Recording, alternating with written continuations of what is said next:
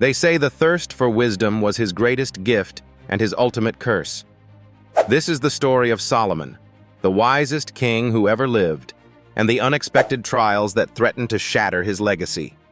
But was wisdom alone enough to save him? Long, long ago, in the golden halls of Jerusalem, a young Solomon sat on the throne of Israel, a kingdom gifted by his predecessor, his father, David. It was a time of unprecedented peace, where prosperity flowed like milk and honey across the land. One night, Solomon was stirred from his sleep by a vision that would change everything. Before him appeared the presence of the divine, asking, "What do you seek, O king? Of all things, what do you desire most?" The young king, with humility and foresight, said, "Grant me wisdom, that I may govern your people with understanding and discernment."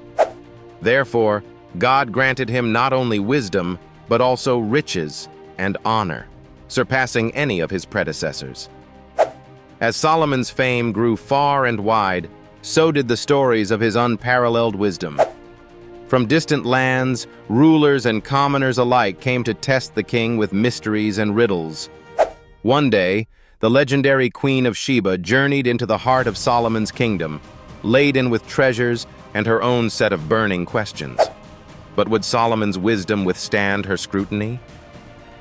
The queen unfurled the scrolls of challenges, yet Solomon, with a calm demeanor, answered each question, explaining the mysteries of the universe, delighting her with his profound insights. "Indeed," she declared, "not even half of your great wisdom was told to me. Your fame has not exaggerated your splendor." And so, the reputation of Solomon's wisdom spread across the continents.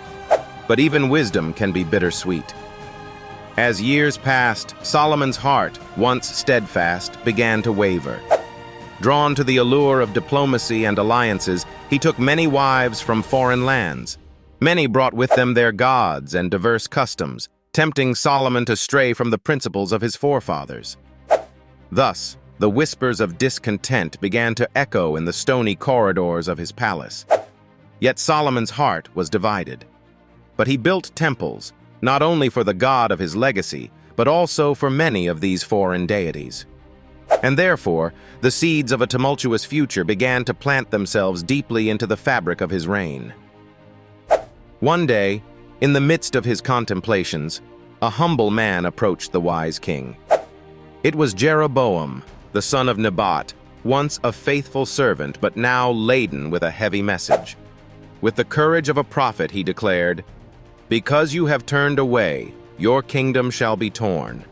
But in his mercy, God shall preserve a remnant, a single tribe, to honor David and Jerusalem, which he loves." Solomon, gripped by a mix of wisdom and foresight, yet blinded by the very gifts once praised, pondered deeply on this revelation. Days became weeks, and the weight of his decisions began to carve lines of worry onto the king's already wise visage. How do riches, power, and wisdom dance with the fragile threads of a man's soul? Could Solomon reconcile his earth-bound desires with his divine destiny? The sands of time wore on, and Solomon aged in contemplation. Solomon's legacy is rich with constructs, a great temple, majestic palaces, and intricate writings that survived the winds of millennia. Yet in his twilight years, he lamented, "Vanity of vanities, all is vanity." A sobering reminder that wisdom is a source both of enlightenment and unimaginable burden. As the years passed, his kingdom did fracture. But the tales of Solomon endure, his wisdom immortalized in the likes of Proverbs, Ecclesiastes, and the Song of Songs, profound verses that echo through the ages. Thus, the mystery of Solomon continues to ripple through time. His story is a whisper asking us if wisdom alone is the true measure of a life well lived. Or if there is something more, a reminder that even the wisest can falter, but through introspection and faith, their insights may light the way for countless generations. Ultimately, as his life unfolded, wisdom was both his crown and his cross.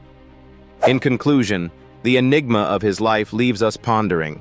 With all the wisdom in the world, can one truly navigate the infinite complexities of the human heart?